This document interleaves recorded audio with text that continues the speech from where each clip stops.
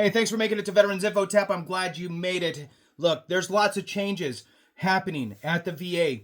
If there's changes, are we protected? How are we protected? What does that look like? And the answer is going to vary depending on your specific situation. I'm going to dive into this here with you. Before I do, though, I want to throw on a special thank you to Sandra Gaylord.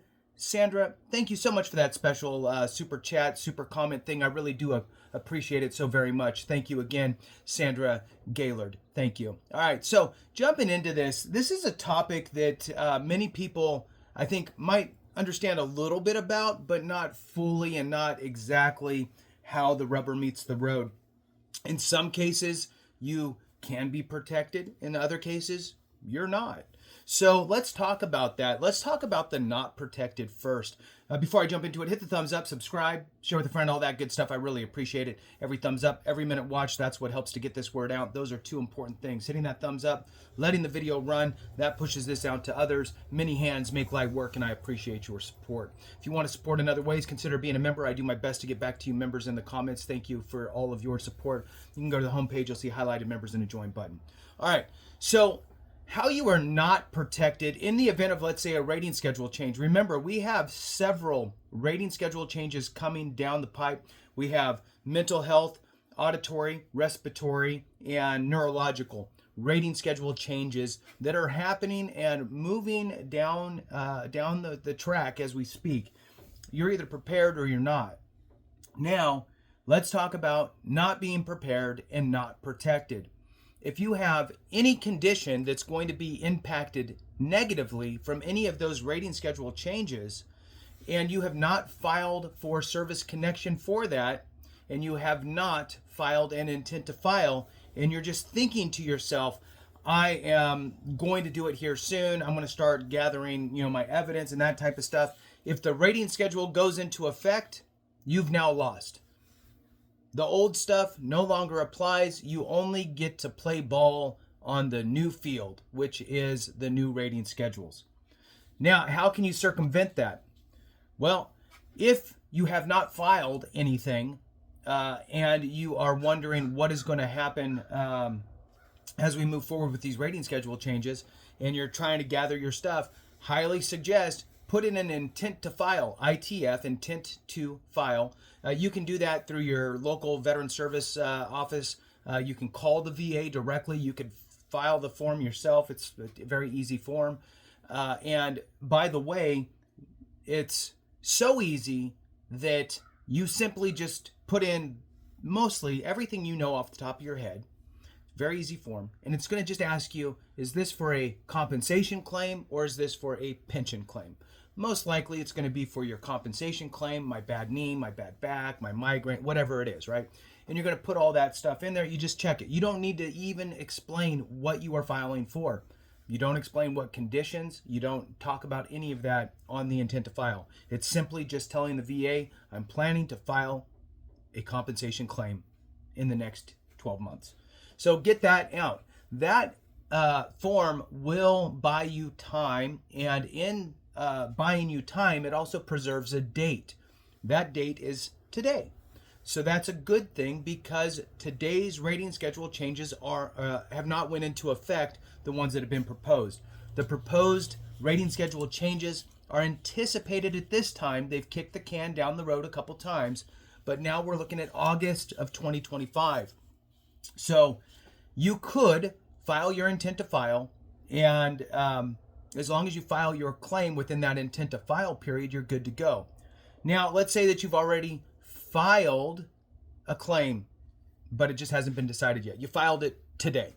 So you filed your claim today, you will be protected because your claim has started now. So let's say you didn't do an intent to file and you just filed your claim. Your date is the date you filed your claim, which let's just say it's today. Now, here's an interesting piece.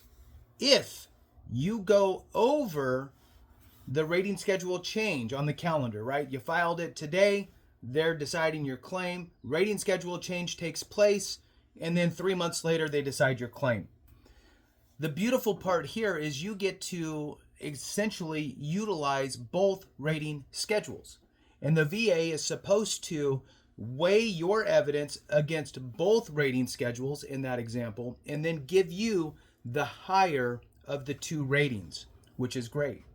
Now, what if you're already rated?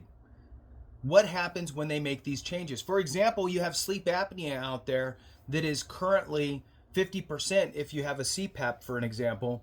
Then the proposed schedule, rating schedule says, well, if you're adequately treated with a CPAP, well, then we're going to give you a 0.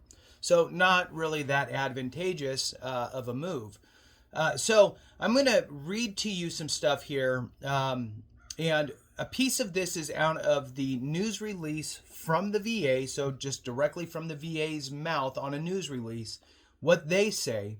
And then I'm going to actually jump into a letter that I wrote out to congressional members asking them to make some changes on this. And I actually recently did that letter. So in any case, let's jump into this. So this is on the VA's news release. It says here, there will be no change to any veteran's current rating based on these proposed changes. When the proposed changes are finalized, veterans who currently receive compensation for a service-connected condition can apply for increased compensation. Again, if it makes sense, right? Moving on. It goes on to say, and even if a veteran's symptoms no longer warrant the current evaluation they have based on the finalized changes. What they're saying here is your symptoms met this rating on the old schedule. Your symptoms stayed the same, but on the new schedule warrant a lower rating. Okay, so and it goes on here to say, and even if a veteran's symptoms no longer warrant the current evaluation they have based on the finalized changes, no reductions shall be made unless an improvement, here's an important part, unless an improvement in the veteran's disability is shown to have occurred based on the last schedule used to assign their evaluation. So that is solid. That is telling you from the VA that essentially you are going to be held accountable to your rating schedule you were initially rated on. If your signs and symptoms and all that stuff change, you'll be held to that rating schedule. Now, I'll read to you a little bit out of the letter regarding some of these different protections. So, again, this is with the idea of adding more information. So, in any case, I'm just going to read it directly off my letter here. So, and not from the beginning. I'm going down a little bit. So, as you may know, there are several rating schedule changes proposed by the VA and listed in the Federal Register. The proposed changes tend to create unnecessary stress and anxiety in the veteran community. Although there is language in the 38 Code of Federal Regulations, Public Law, and the 38 U.S. Code as follows. Here we go. Number 1, the 3.951, preservation of disability rating. So in law here, it says a readjustment to the schedule for rating disability shall not be grounds for reduction of a disability rating in effect on the date of the readjustment unless medical evidence establishes that the disability to be evaluated has actually improved. The next one here is Public Law 102-86 states that a rating evaluation cannot be reduced solely because of a change in the rating schedule subsequent to August 13th, 1991. 38 CFR 3.951 alpha provides that a readjustment to the schedule for rating disability shall not be grounds for reduction of a disability rating in effect on the date of the readjustment unless medical evidence establishes that the disability to be evaluated has actually improved. Next one, 38 U.S. Code 1155, authority for schedule for Rating Disabilities, U.S. Code notes, Secretary shall from time to time readjust this schedule of ratings in accordance with experience. However, in no event shall a readjustment in the rating schedule cause a veteran's disability rating in effect on that date of the readjustment to be reduced unless an improvement in the veteran's disability is shown to have occurred. I go on to say, because these are some protections, right? But I go on to say that the language in the law, right? The news release from the VA is not law, but it's them kind of expressing their interpretation of the law. So I go on to say, however, the above language does not do enough. We should add language that states that the veterans who are rated for a condition in which the rating schedule changes, the veteran will be held to the rating schedule in which they were originally rated against. In the event the veteran files for an increase, they should be compared to both rating schedules, old and new, and the better rating should be applied. So I'm asking for not just the additional protection from ever being reduced, but also a protection to where if you intend to file for an increase, you get to play both schedules. You might as well ask for more. I go on to say, just for the sake of finishing this thing out, the VA often states in news releases that there will be no change to any veteran's current rating based solely on these updates. If you currently receive compensation for a service-connected condition, you can apply for increased compensation. A reduction in evaluation will only occur if there is an improvement in a disability sufficient to warrant reduction under the former criteria. Claims related to these body systems that were pending on May 19th will be considered under both the old and the new rating criteria, and whichever criteria is more favorable to the veteran will be applied. I go on to say this was seen in a news release, VA updates disability rating schedule for digestive systems, March 19th, 2024.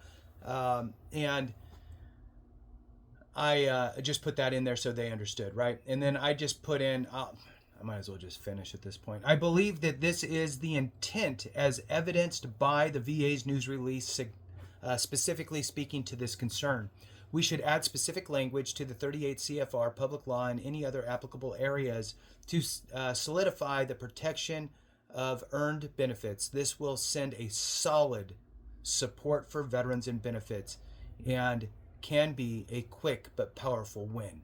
So that was part of the letter that I sent out to various Congress members, and hopefully we can get some traction and get that in there as well. So there are protections. The VA's interpretation seems to be a little more solid, in my opinion, than the actual legal verbiage, but protections nonetheless.